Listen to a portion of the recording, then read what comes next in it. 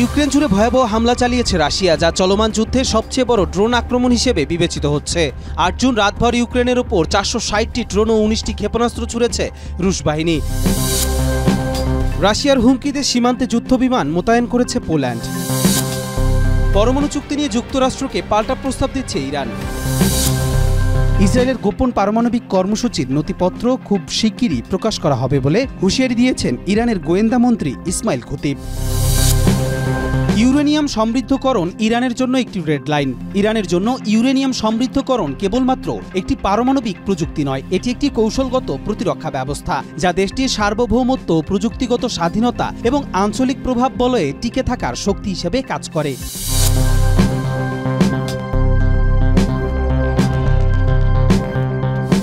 Ukraine জুড়ে ভয়াবহ হামলা চালিয়েছে রাশিয়া, যা চলমান যুদ্ধে সবচেয়ে বড় ড্রোন আক্রমণ হিসেবে বিবেচিত হচ্ছে। ৮ জুন রাতভর ইউক্রেনের ওপর ৪৬০টি ড্রোন ও ১৯টি ক্ষেপণাস্ত্র ছুড়েছে রুশ বাহিনী।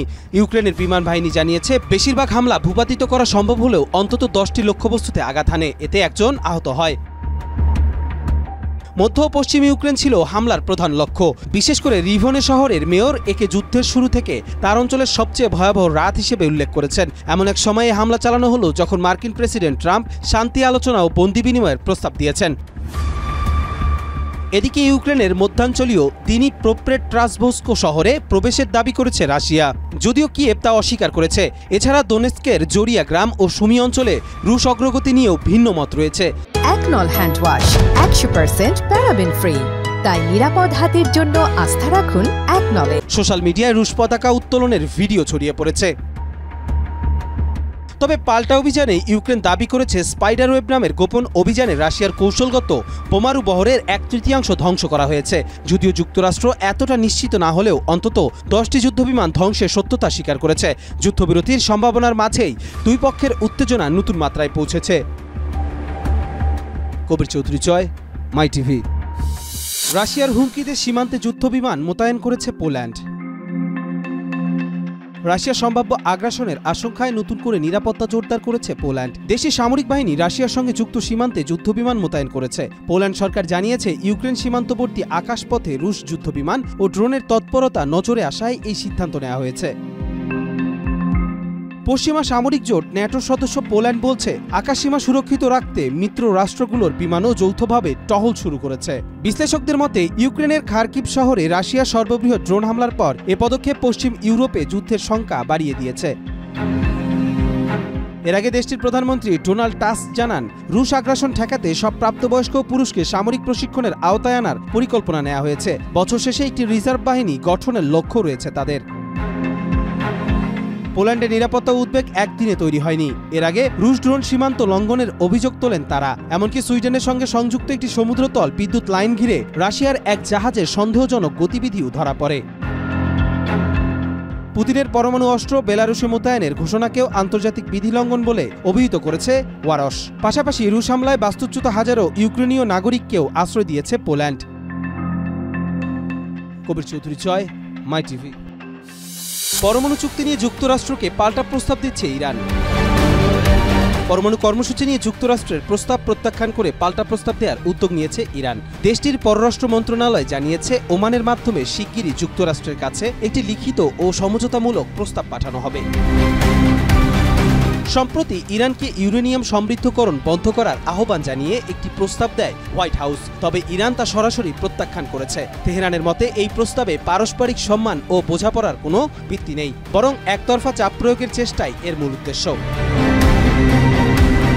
ইরানের পররাষ্ট্র মন্ত্রণালয়ের মুখপাত্র ইসমাইল বাঘাই জানান, শান্তিপূর্ণ পারমাণবিক শক্তি ব্যবহারের অধিকার থেকে কখনোই পিছপা হবে না দেশটি। ইউরেনিয়াম সমৃদ্ধকরণ তাদের বৈজ্ঞানিক উন্নয়নের অংশ এবং আন্তর্জাতিক আইন অনুযায়ী এটি তাদের বৈধ অধিকার। এদিকে মার্কিন প্রেসিডেন্ট ট্রাম্প বলেন, ইরান এমন কিছু করতে চাইছে যা যুক্তরাষ্ট্র বরদাস্ত করবে না। তিনি জানান, পরমাণু ইস্যুতে ৬ষ্ঠ দফার বৈঠক হওয়ার কথা থাকলেও সম্ভাবনা ক্ষীণ। এদিকে ওমান কিংবা নরওয়েতে শুক্রবার বা রোববার নতুন আলোচনার সম্ভাবনার কথাও জানিয়েছেন সংশ্লিষ্ট কূটনীতিকরা। তবে আন্তর্জাতিক আণবিক সংস্থা ইরানের বিরুদ্ধে গোপন পরমাণু কার্যক্রম চালানোর অভিযোগ আনায় উত্তেজনা আরও বেড়েছে। এর প্রতিক্রিয়ায় ইরান কঠোর জবাব দেওয়ার হুঁশিয়ারিও দিয়েছে। কবির চৌধুরী জয়, মাই টিভি। ইসরায়েলের গোপন পারমাণবিক তথ্য প্রকাশের ঘোষণা দিয়েছে ইরান। ইসরায়েলের গোপন পারমাণবিক কর্মসূচির নথিপত্র খুব শিগগিরই প্রকাশ করা হবে বলে হুঁশিয়ারি দিয়েছেন ইরানের গোয়েন্দা মন্ত্রী ইসমাইল খতিব। ৮ জুন ইরানি রাষ্ট্রীয় টেলিভিশন চ্যানেলে দেওয়া এক সাক্ষাৎকারে তিনি দাবি করেন, ইসরায়েলের পারমাণবিক কার্যক্রমের সর্বাঙ্গীন দলিল এখন তেহরানের দখলে। খতিব জানান, এসব নথির মধ্যে এমন কিছু প্রমাণ রয়েছে যার সঙ্গে যুক্তরাষ্ট্র ও ইউরোপ সহ পশ্চিমা বিশ্বের সংশ্লিষ্টতা রয়েছে। যদিও কিভাবে এই গোপন দলিলগুলো সংগ্রহ করা হয়েছে তা প্রকাশ করা হয়নি। তবে তিনি জোর দিয়ে বলেন, ইসরায়েলের পারমাণবিক প্রকল্প সম্পর্কিত তথ্যসমূহ দ্রুতই সামনে আনা হবে। তিনি এসব দলিলকে অমূল্য সম্পদ হিসেবে আখ্যায়িত করে বলেন, এগুলো ইরানের প্রতিরক্ষা ও কূটনৈতিক অবস্থানকে আরও মজবুত করবে। তবে এখনও এসব দাবি প্রমাণ করার মতো কোনো নথি জনসম্মুখে আনা হয়নি। উল্লেখযোগ্যভাবে ইসরায়েল কখনই আনুষ্ঠানিকভাবে তাদের পারমাণবিক অস্ত্র ভাণ্ডারের স্বীকৃতি দেয়নি, যদিও বিভিন্ন সময় দেশটির শীর্ষ পর্যায়ের নেতারা পরোক্ষভাবে তাদের পারমাণবিক সক্ষমতার ইঙ্গিত দিয়েছেন। এর আগে গাজা যুদ্ধ চলাকালে ইরানের হয়ে গুপ্তচর বৃত্তির অভিযোগে কয়েকজন ইসরায়েলি নাগরিককে আটক করেছিল নেতানিয়াহু সরকার। তবে ইসরায়েলি পারমাণবিক গবেষণা কেন্দ্রে গত বছরের সাইবার হ্যাকিংয়ের সঙ্গে এই ঘটনা সম্পৃক্ত কিনা তা এখনও পরিষ্কার নয়। কবির চৌধুরী জয়, মাই টিভি। ইউরেনিয়াম সমৃদ্ধকরণ ইরানের জন্য একটি রেড লাইন। ইরানের জন্য ইউরেনিয়াম সমৃদ্ধকরণ কেবলমাত্র একটি পারমাণবিক প্রযুক্তি নয়, এটি একটি কৌশলগত প্রতিরক্ষা ব্যবস্থা যা দেশটির সার্বভৌমত্ব, প্রযুক্তিগত স্বাধীনতা এবং আঞ্চলিক প্রভাব বলয়ে টিকে থাকার শক্তি হিসেবে কাজ করে। জেসিপিওএ আলোচনার সময় ইরান পরিষ্কারভাবে জানিয়ে দিয়েছিল যে তারা তাদের মাটিতে ইউরেনিয়াম সমৃদ্ধকরণের অধিকার থেকে এক পাও পিছিয়ে যাবে না। ৩.67% সমৃদ্ধকরণে যে সম্মতি পাওয়া গিয়েছিল সেটিও ছিল ইরানের এক প্রকার কৌশলগত সাফল্য।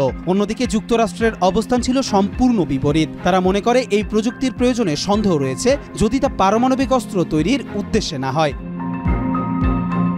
তবে ইরান নিজের ভবিষ্যৎ শক্তি, নিরাপত্তা ও চিকিৎসা ক্ষেত্রে রেডিও ফার্মাসিউটিক্যাল উপাদানের জন্য ইউরেনিয়াম সমৃদ্ধকরণকে অপরিহার্য মনে করে। দেশটি অতীতে পশ্চিমা শক্তিগুলোর দায়িত্বহীন আচরণ ও চুক্তিভঙ্গের অভিজ্ঞতার ভিত্তিতে নিশ্চিত হয়েছে যে নিজেদের সমৃদ্ধকরণ ক্ষমতা না থাকলে তারা বারবার আন্তর্জাতিক চাপ ও সীমাবদ্ধতার মুখোমুখি হবে।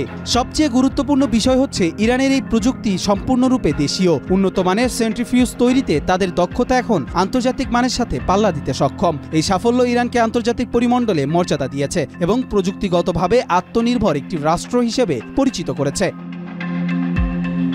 অতএব ইউরেনিয়াম সমৃদ্ধকরণ ইরানের কাছে শুধু একটি বিজ্ঞান বা প্রকৌশল নয়, বরং এটি তাদের জাতীয় নিরাপত্তা, আন্তর্জাতিক কূটনৈতিক অবস্থান এবং আঞ্চলিক প্রভাব বজায় রাখার জন্য এক অপ্রতিরোধ্য কৌশলগত অস্ত্র। কবির চৌধুরী জয়, মাই টিভি।